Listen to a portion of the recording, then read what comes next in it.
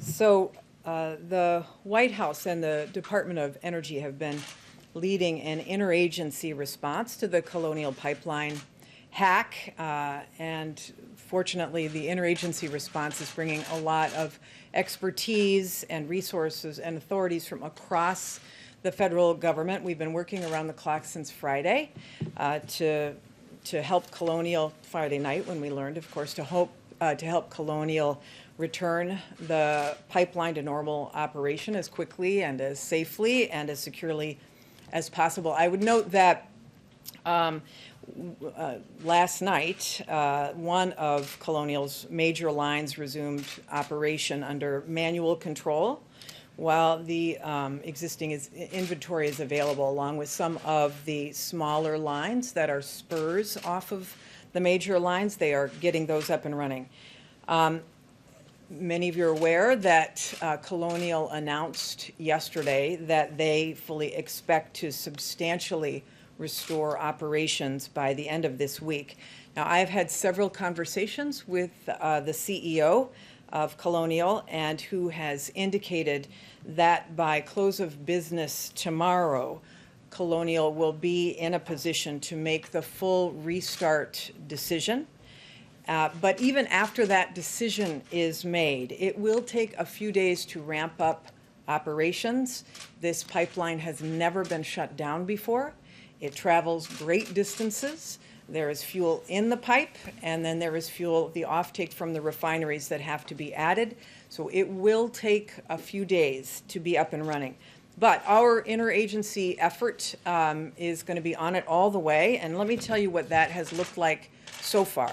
Starting this weekend, my team began multiple daily calls with Colonial senior executives, Dave Turk leading those, and those calls have enabled us to share information across the federal government to keep us fully in sync with their progress and to let them know what resources we can bring to bear.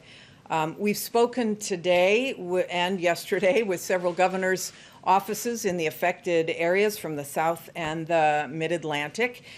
They're obviously understandably concerned with reports of gas stations running out of fuel, and they want this pipeline restarted, as do we all. We are going to continue to assess impacts along the East Coast and in particular the parts of the Southeast, using the information and analysis from the Energy Information Agency, which is part of the interagency combined effort, and other federal partners.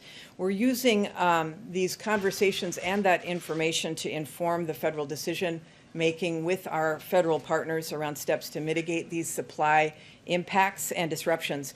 So on Sunday afternoon, some of you are aware that the Department of Transportation issued an hours of service waiver, which provides greater flexibility to drivers who are transporting gas and diesel and jet fuel across 17 states as well as the District of Columbia.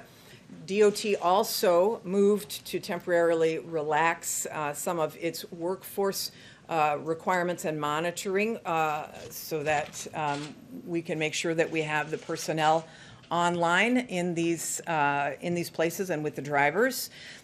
This morning, the Environmental Protection Agency issued a waiver of the blend of fuels for the affected states to allow us to use non-compliant fuel and boost available supply where it's needed.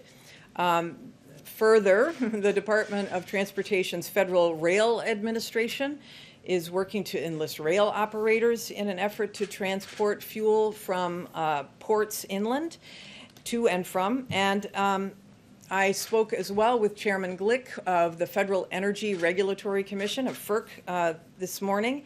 He is positioned to issue, FERC is positioned to issue orders quickly to direct the pipeline to prioritize fuel to the areas that are most in need once the pipeline is up and running. So in short, we're looking at every option we have across the federal government and all of the agencies. And in the meantime, I do want to say this, that we expect that gas station owners are and should act responsibly. We will have no tolerance for price gouging. Federal and state officials will be investigating those actions if they see price gouging, and we are urging consumers to report any price gouging to their state attorneys general.